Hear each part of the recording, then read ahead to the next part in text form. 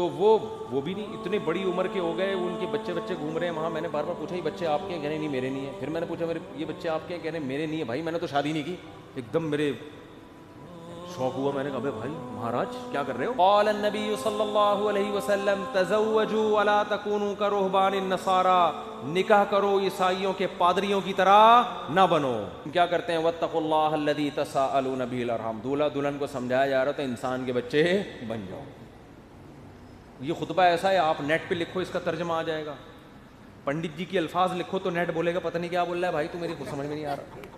صحیح ہے نا, وہ پنڈت جی سے ہی پوچھنے پڑیں گے. میں تو گیا تھا پنڈت جی سے پوچھنے کے لیے بھائی کچھ بتاؤ, لیکن میں نے کہا وہ پھر ناراض نہ ہو جائیں. پنڈت مہاراج تھے وہ, پنڈت جی تھے بھی نہیں. پتہ نہیں مہاراج میں پنڈت جی میں کیا فرق ہوتا ہے. وہ ان کے مفتی اعظم ہوتے ہوں گے شاید پنڈت, اور مہاراج نارمل مولانا ہوتے ہوں گے, تو شاید یہ ہوتا ہو, واللہ عالم. خیر, پھر اللہ نے کیا فرمایا؟ دوسری آیت جو پڑھی جاتی ہے, یا ایھا الذین آمنوا اتقوا اللہ وقولوا قولا سدیدا, ایمان والو اللہ سے ڈرو اور ہمیشہ سیدھی سیدھی بات کیا کرو. کیا کیا کرو؟ یہ نہیں کہ سچی بات. قولوا قولا صادقا نہیں کہا اللہ نے, قولوا قولا سدیدا. سدیدا کا مطلب سیدھی سیدھی, ٹیڑھی میڑھی آڑے ترچھے نہیں چل باتیں نہیں کیا کرو. اس سے فائدہ کیا ہوگا؟ یصلح لکم اعمالکم, تمہارے اعمال کو درست کر دے گا. یہ میاں بیوی کو سمجھایا جا رہا ہوتا ہے کہ ابھی سے نا سیدھی بات کرنا سیکھو. ٹوپیاں گھمانا, شوہر بیوی کو ٹوپیاں, بیگم میاں کو, پوری زندگی کس پہ چلتی ہے؟ ٹوپیوں پہ. سیدھی بات کرتے ہی نہیں ہے. سسرال سے الگ آڑی ترچھی باتیں, سسرال والے داماد سے الگ, بیٹی سے الگ.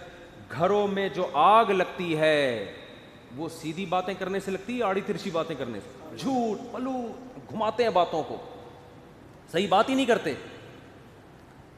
تو اس سے کیا ہوتا ہے؟ اعمال خراب ہونا شروع ہو جاتے ہیں. جب آدمی کو پتہ ہوتا ہے نا مجھ سے کوئی پوچھے گا تو مجھے سچ بولنا پڑے گا, تو وہ کام ہی ایسا نہیں کرتا کہ جواب دہی ممکن نہ ہو اس کے لیے. تو یہ میاں بیوی کو تمیز سے نصیحت کی جاتی ہے. اور پھر حدیثیں پڑھی جاتی ہیں, النکاح من سنتی, نکاح میری سنت ہے. فمن رغب عن سنتی فلیس منی, جو میری سنت پہ نہیں چلے گا وہ مجھ سے نہیں ہوگا. دولہا کو حوصلہ افزائی کی, تو بیٹا زندگی میں پہلی دفعہ کوئی انسان ڈھنگ کا کام کر رہا ہے, تو نبی کی سنت کو بولتے کیوں نہیں بھائی, زندہ کر. اور اتفاق کی بات ہے دوسری شادی میں بھی یہی خطبہ ہے, تیسری میں بھی اور چوتھی میں بھی. کیا مطلب؟ دوسری میں بھی اس کو اپریشیٹ کیا جاتا ہے, سنت کر رہا ہے, تیسری میں بھی چوتھی میں بھی. سمجھتے؟ یہ ویسے ہی درمیان میں جنرل نالج کے لیے ایک بات آ گئی تھی. میں آپ کو بتایا اس ٹاپک پر آج کل بالکل بھی نہیں بولتا. تو آگے اللہ تعالیٰ کے آگے کیا حدیث میں جو خطبے میں پڑھا جاتا ہے, قال النبی صلی اللہ علیہ وسلم تزوجوا الودود الولود فانی مباہی بکم الامم, ایسی عورت سے نکاح کرو محبت کرے اور تمہیں اولاد زیادہ دے, میں قیامت کے دن تمہاری کثرت پہ فخر کروں گا. میاں بیوی کو سمجھایا جاتا ہے نسل مت روکنا, تمہارا ملاپ پائیدار, کامیاب, خوشیوں بھرا اور آخرت میں ترقی کا سبب جبھی ہو سکتا ہے جب تم دونوں اولاد کی کثرت چاہو. شروع میں ہی چاہتے ہیں کہ ہمارے اولاد نہ ہو, اس کی بھی نفی کی گئی. اور کیا پڑھا جاتا ہے خطبے میں؟ وقال النبی صلی اللہ علیہ وسلم تزوجوا ولا تکونوا کرہبان النصارى, نکاح کرو عیسائیوں کے پادریوں کی طرح نہ بنو. میں بھی جب قلات میں گیا نا, 2 مہاراج سے ملاقات ہوئی, دونوں کی شادی نہیں ہوئی تھی. ایک تو ینگ تھے ذرا, دوسرے تھوڑے ایجڈ تھے, ان کا انٹرویو نہیں آیا. تو وہ بھی نہیں, اتنے بڑی عمر کے ہو گئے, ان کے بچے گھوم رہے ہیں وہاں. میں نے بار بار پوچھا یہ بچے آپ کے ہیں؟ کہنے نہیں میرے نہیں ہیں. پھر میں نے پوچھا یہ بچے آپ کے ہیں؟ کہنے میرے نہیں ہیں. بھائی میں نے تو شادی نہیں کی. ایک دم میرے شوق ہوا, میں نے کہا بھائی مہاراج کیا کر رہے ہو؟ اس میں پرانے کوئی ڈائلاگ یاد ہے نا, وہ مہاراج اس طرح کے ایک دم اسٹائل سے آتا تھا, وہ مہاراج تم میرے منہ سے ایک دم مہاراج آپ اپنی ایج دیکھو تو کیسے ہی گزارا ہو رہا ہے. تو انہوں نے کہا بھائی ہم جو مندر کے لیے قربانی دیتا ہے نا, پھر اپنے پرانے والے مہاراج کی انہوں نے مجھے تصویر دکھائی, یہ میرے پیر تھے, ان کا میں نائب بنا تھا. تو جو اپنے آپ کو مندر کی خدمت کے لیے وقف کر دیتا ہے, شادی نہیں کرتا کہ بس مندر کی خدمت ہی کرنی ہے, وہ پھر اس مندر کا مہاراج بنتا ہے. تو ان کا مذہب ہوگا, میں ان پہ طنز نہیں کر رہا, وہ ان کا جو مذہب ان کو سکھاتا ہے. میں نے ان سے کہا لیکن مجھے تو موقع مل گیا. میں نے کہا آپ کا مذہب آپ کو یہ کہتا ہے کہ آپ شادی نہ کریں, ہمارا مذہب ہمیں یہ کہتا ہے کہ من رغب عن سنتی فلیس منی, نبی نے فرمایا جو نکاح نہ کر کے میری سنت سے اعراض کرے گا اس کا مجھ سے کوئی تعلق نہیں. اور حبب الی النساء والطیب, نبی نے فرمایا دنیا میں دو چیزیں محبوب ہیں, ایک نکاح کی کثرت اور ایک خوشبو. تو ہمارے نبی تو بالکل اس کے اپوزٹ چلے ہیں, بالکل اس کے برعکس. تو یہ نہیں کہ نکاح کرنا ہے, کثرت نکاح کی ترغیب ہے. میں نے کہا ہم تو رہبانیت کے بالکل اگینسٹ چلتے ہیں. تو مجھے اس وقت وہ حدیث سمجھ میں آئی کہ آپ عیسائی بھی یہ کرتے تھے, پادری, نکاح نہیں کرنا. تو ہمارے نبی نے فرمایا تم نے ان کو فالو نہیں کرنا, نا ہم تو کثرت سے. تو مجھے لگ رہا تھا وہاں بیٹھ کر کہ یہ جو مہاراج ہیں وہ مہاراج کے چہرے پر نا افسردگی کے آثار تھے. یہ پہلے والے جو مہاراج جن کا انٹرویو آیا یہ تو پھر بھی ینگ تھے, تھوڑے سے اچھے صحیح. دوسرے والے مہاراج افسردہ, گھٹنوں میں بھی پرابلم, کچھ مسائل بھی تھے بیماریوں کے. تو میں مہاراج سے ریکویسٹ کرنے والا تھا کہ کر لیں شادی, یہ مسائل آپ کے نیچرل لائف کا کوئی آلٹرنیٹ نہیں ہے. مندر کی خدمت شادی کر کے بھی ہو سکتی ہے. اب شادی کی ہوتی یہ بچے آپ کے ہوتے ہیں, یعنی اسی جیسے ان کو لگا دیتے مندر کی خدمت پہ. اگر آپ کا یہ نظریہ ہے, میں ترغیب نہیں دے رہا ہوں ان کو, کیا خیال ہے؟ جیسے ہمارے بیٹے ہیں تو میری خواہش ہے کہ یار وہ بیٹے عالم بنے, اللہ خواہش کو پورا کرے. مہاراج میں جو باتیں آپ سے کر رہا ہوں آپ تنہائی میں بیٹھ کے ان باتوں پہ غور کریں.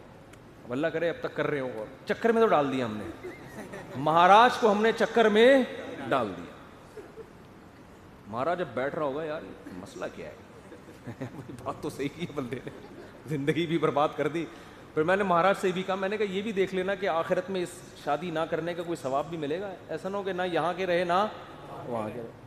قرآن کہتا ہے الذین ضل سعیہم فی الحیاۃ الدنیا وہم یحسبون انہم یحسنون صنعا. قرآن کے الفاظ ہیں. بھائی ہندو یہ نہ سمجھیں کہ میں تو اسلام کی بات کروں گا نا, آپ کا مذہب اگر یہ کہتا ہے تو ٹھیک ہے بھائی آپ اس کو فالو کریں, آپ کو نہیں سمجھ میں آ رہا تو ہم کیا کہہ سکتے ہیں. لیکن ہمارا جو مذہب ہے وہ ہمیں کیا کہہ رہا ہے, وہ یہ کہہ رہا ہے کہ الذین ضل سعیہم فی الحیاۃ الدنیا. کچھ لوگ دنیا میں ایسے ہیں کہ جن کی کوششیں برباد ہو جائیں گی دنیا میں, حالانکہ وہ یہ سمجھ رہے ہیں کہ وہ بہت اچھا کام کر رہے ہیں. دیکھو ایک آدمی غلط کام کر رہا ہوتا ہے, غلط کو غلط سمجھ کے, اس کو پتہ ہے بھائی چرس پینے کا آخرت میں کوئی ثواب ملے گا, اور چرسی کو امید بھی نہیں ہوتی. وہ کہہ رہا ہو یار مجھے پتہ ہے آخرت میں بربادی ہے لیکن اب مزے اڑا لوں تھوڑی دیر کے. ہیروئنچی کو پتہ ہے آخرت میں بربادی ہے مگر مزے اڑا لو. زانی کو پتہ ہے آخرت میں بربادی ہے مگر مزے اڑا لو. لیکن کچھ لوگ ایسے ہوتے ہیں جو بڑی محنت کر رہے ہوتے ہیں, اپنی حلال خواہشات کو بھی قربان کر رہے ہوتے ہیں, اور وہ سمجھ رہے ہوتے ہیں آخرت میں مل جائے گا بدلہ. اللہ کہتے ہیں نہ دنیا میں ملے گا اور نہ آخرت. کیونکہ پیپر جو اللہ نے بنایا ہے نا اس کو فوکس کرنا ہے آپ نے. پیپر فزکس کا ہے اور آپ ریاضی کے مشکل ترین سوالات لے کے بیٹھ گئے, اور جو فزکس کا آسان سوال تھا اس کا آپ اس کو حل نہیں کر رہے. کیمسٹری کا آسان سوال تھا پانی کا فارمولا کیا ہے, ہائیڈروجن ڈائی آکسائڈ ہے نا, یہ بہت آسان تھا. آپ کہہ رہے تو بہت آسان ہے یار, یہ نہیں حل کرتا مجھے اصل میں ایک فزکس کا ایک بڑی پیچیدہ ایکویشن ہے اس کو میں حل کر سکتا ہوں. اس کو بیٹھ کے آپ نے حل کرنا شروع کر دیا. عقل مند کہے گا بھائی تیرے سے جو پوچھا گیا ہے اس کو تو فوکس کر, جو سوال پوچھا نہیں جا رہا اس کا جواب کیوں دے رہا ہے. اب آپ جواب میں یہ کہیں یار دیکھو میری اتنی محنت کر کے میں نے فزکس کی اس ایکویشن کو حل کیا ہے, میں یہ سوچ بھی نہیں سکتا کہ ممتحن اور ایگزامینر میری اس محنت کو ضائع کر دے, یقیناً 100 نمبر دے گا. اس سے کیا ابے 100 نمبر تجھے ہائیڈروجن ڈائی آکسائڈ لکھ دیتا مل جاتا ہے. آپ کے اتنے آسان سوال کے 100 نمبر نہیں ہو سکتے. یہ دلیل صحیح ہوگی نہیں یاری بات میرا خیال ہے. او بھائی یہ دلیل بالکل غلط ہوگی کہ یہ نہیں دیکھا جاتا کہ سوال مشکل ہے یا آسان. ہم نے دیکھا نا یوٹیوب پہ ایک ہندو کرالنگ کرتا ہوا پتہ نہیں دلی سے یو پی جا رہا ہے یا کہاں جا رہا ہے, لیٹ کے کہہ رہا ہے بھائی یہ پتہ نہیں کون سے بھگوان ہے جس کی روح خوش ہو جائے گی اس سے. تو آپ محنت بہت کر رہے ہیں, اس کا رزلٹ کیا ہے؟ 0. نبی صلی اللہ علیہ وسلم کو اطلاع ملی نا کہ ایک پیدل حج کرنے جا رہا ہے کوئی, منت مانی بھی اور طاقت بھی نہیں تھی. آپ نے فرمایا اللہ کو اس کی ضرورت نہیں ہے کہ تم اپنے آپ کو اس مصیبت میں ڈالو, یہ تو تمہاری اپنی تمہاری وہ ہے نا. اگر آپ میں استطاعت نہیں اور آپ پیدل جا رہے ہیں حج کرنے کے لیے تو یہ وہ چیزیں جو آپ نے اپنے اوپر لازم کر لی ہیں. تبھی قرآن کہہ رہا ہے لا تحرموا طیبات ما احل اللہ لکم, جو پاکیزہ چیزیں اللہ نے حلال کر دی ان کو حرام مت کرو, اپنے اوپر خامخواہ کی پابندیاں مت لگاؤ. ان پابندیوں سے تم تو ڈپریشن میں جا سکتے ہو, صحت برباد کر سکتے ہو. یہ ہم سے امیدیں مت لگانا کہ آخر میں تمہیں آخرت میں اس کا اجر ملے گا. 0 نمبر ہوں گے تمہارے, بلکہ الٹا گناہ ہوگا. تو میں ان سے کہہ رہا تھا بھائی تم شادی کر لیتے, بیوی بچے ہوتے, تمہاری ڈیزائرز پوری ہوتی, صحت اچھی ہوتی, تمہیں اولاد ملتی, اولاد کے تو دیکھ کے انسان کی بانچیں کھل جاتی ہیں. لیکن مہاراج کا اپنا نظریہ, وہ اپنی سوچ.